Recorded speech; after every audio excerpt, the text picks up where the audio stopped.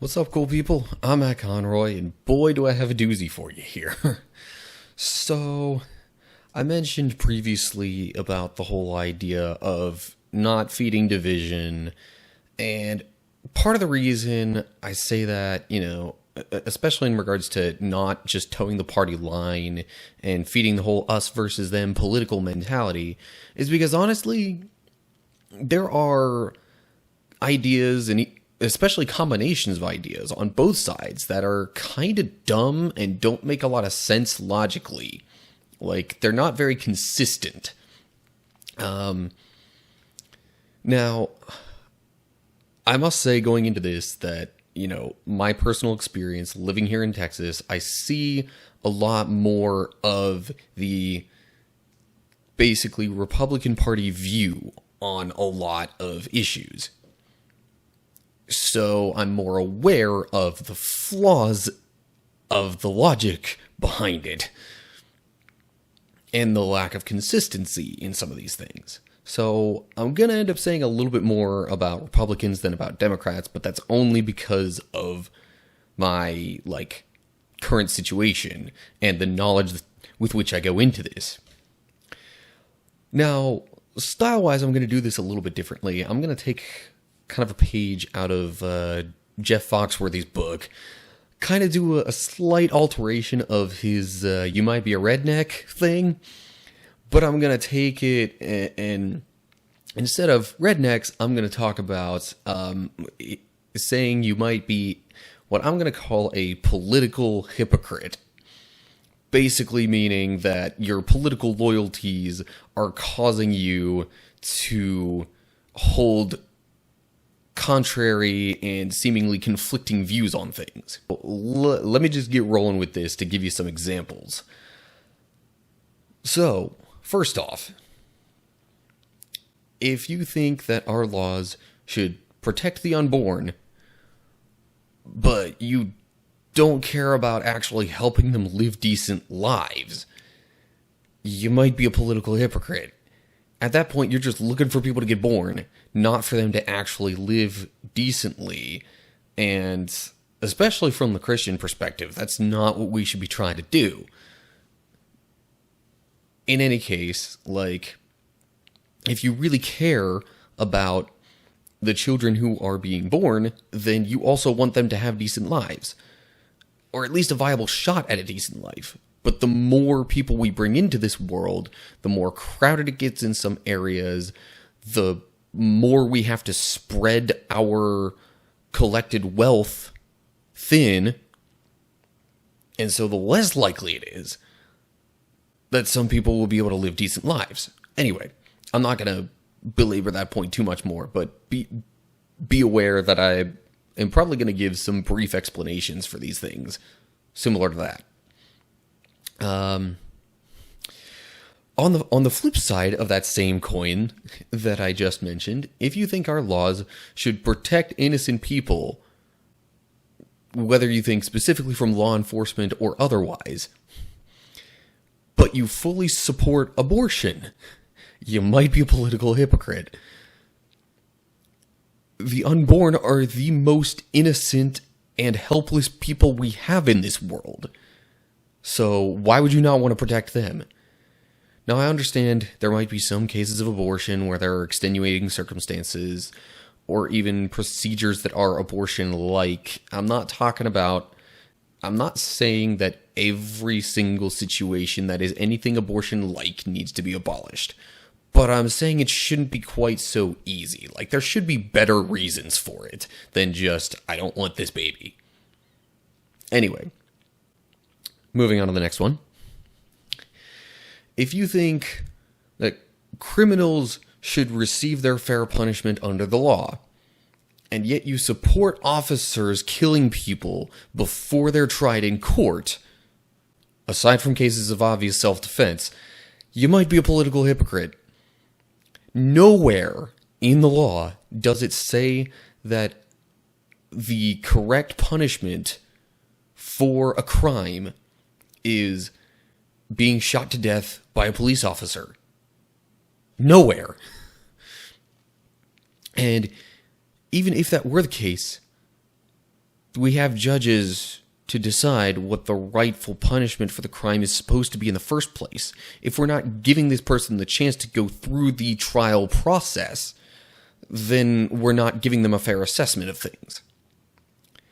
Again, I'm not saying that I'm against police officers. I'm not saying I'm against law enforcement. I realize there are some cases that it's like, yeah, if an officer's got to protect him or herself, then yeah, like, okay, there are some extreme cases where stuff like that's got to happen, and I get that. But, like, I don't think it should happen as much as it does. Anyway, if you think that a company should be able to deny service to certain kinds of individuals, like, I'm going to be real specific with this because this is what comes to mind. There was a whole big fuss on the internet a few years back about whether or not a certain cake-making company should be able to deny service for a gay wedding. If you think that that cake company should have had the right to deny service to those people, and yet you think companies should not be able to deny people who refuse to wear masks, then you might be a political hypocrite. What sense does it make for a company to be able to deny some people service, but not deny certain other people service? Like, if we're really all about the company choosing this, then let the companies choose. Or don't let them choose. Like, be consistent with it. Come on. Next up, if you think that racism should not exist in this country, and yet you constantly point to specific people as the problem, you might be a political hypocrite.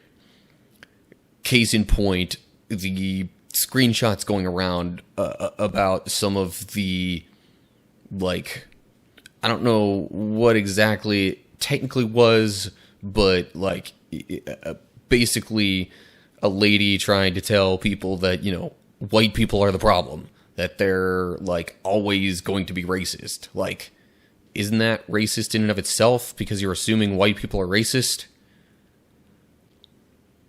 Again, inconsistent.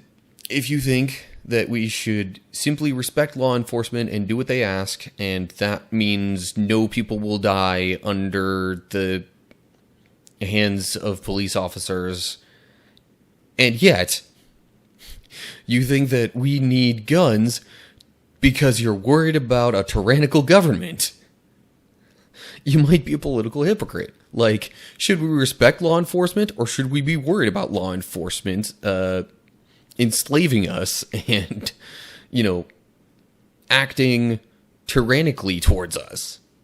Like, it makes no sense to think both of those at the same time. If you think that mass protests with thousands of people crammed really closely together are COVID safe, but you think going to church isn't, or other such things, then you might be a political hypocrite.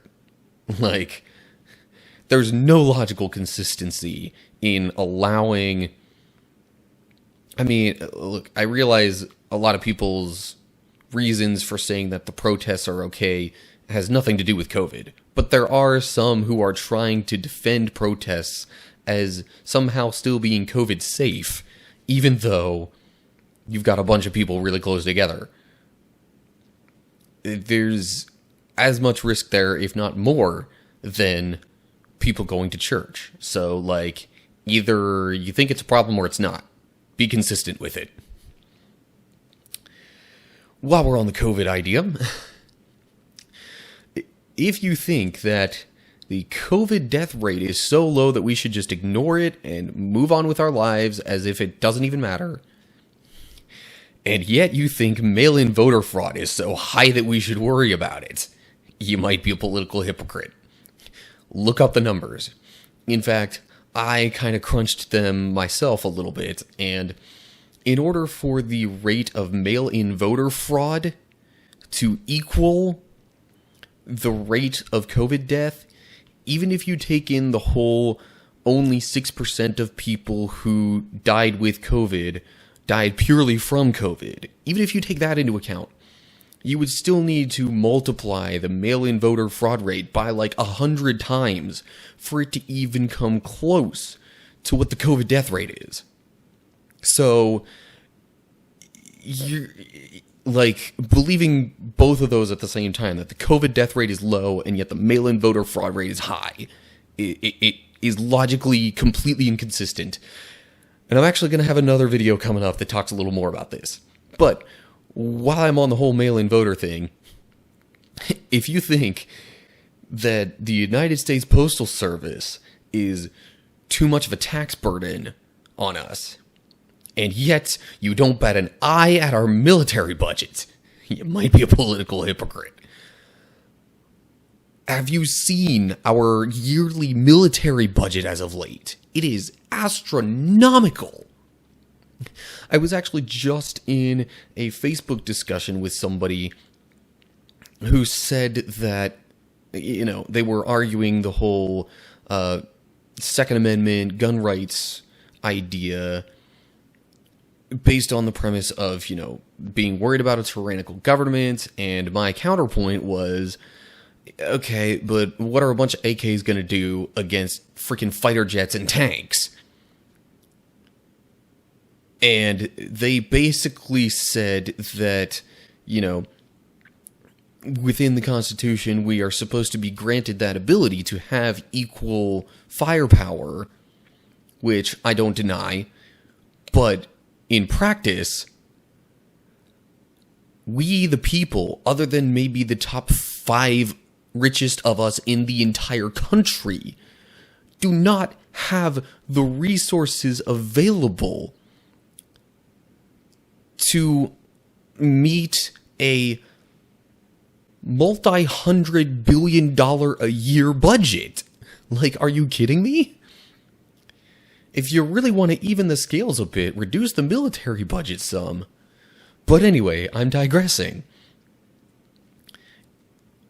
Whatever the case may be with your thoughts on that, the fact of the matter is, the United States Postal Service costs us, the citizens, massively less than our military does. So if you're really worried about cutting costs, maybe snip a little bit off our military, just a little, and it could actually legitimately make up for the losses that USPS has had in recent years, like wholesale, across the board.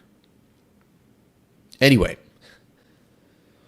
so those are some of the primary examples I could think of regarding what I'm going to call political hypocrisy and basically conflicting views that seem to be held by the same party.